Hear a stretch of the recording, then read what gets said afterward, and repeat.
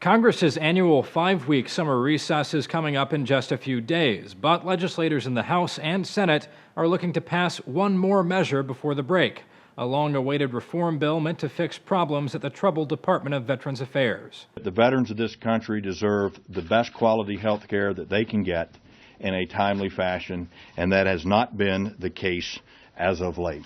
Republican Representative Jeff Miller and Independent Senator Bernie Sanders, both chairmen of Veterans Affairs Committees in the House and Senate, announced a compromise deal to reform the veteran health care system on Monday. The bill comes 2 months after scandals about long wait times at VA hospitals forced former VA Secretary Eric Shinseki out of office.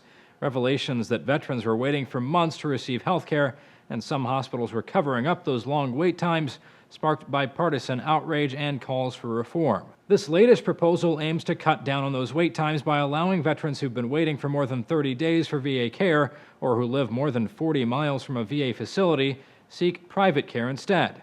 The plan authorizes $10 billion in emergency funding for the VA to cover the cost of that private care. It also seeks to address some of the long-term issues plaguing the VA by providing $5 billion for new staff and facilities, and making it easier to fire misbehaving VA officials, among other provisions. Sanders estimates the bill will provide $12 billion in new funding to the VA over the next several years. We are going to put substantial sums of money into the VA so that long-term they're going to solve these problems, have the doctors, the nurses, the medical personnel, and the space that they need, so we'll do away with these long waiting periods. But despite the intense political pressure to fix the problems with the Veterans Affairs Department, this compromise almost didn't come to pass. And it's all because of the price tag of reform. Last week, Sanders and Miller appeared to be at an impasse on the bill after the committees came up with separate plans which were billions of dollars apart in terms of cost.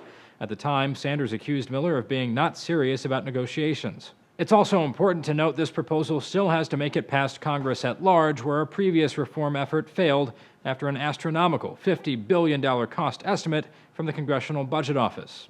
Still, the Washington Post reports there's a good deal of optimism on Capitol Hill that this latest proposal will be passed, mostly because the members of Congress want some good news to take home with them during the summer break. With several significant complex issues left unresolved, including President Obama's request for emergency funding to deal with the influx of immigrants along the U.S.-Mexico border, lawmakers have been saying for weeks that leaving for recess without resolving the veterans' health care crisis would be embarrassing and would justifiably spark voter outrage. Lawmakers are looking to expedite the bill's progress through the House and Senate and hope to bring the measure to a vote by Thursday.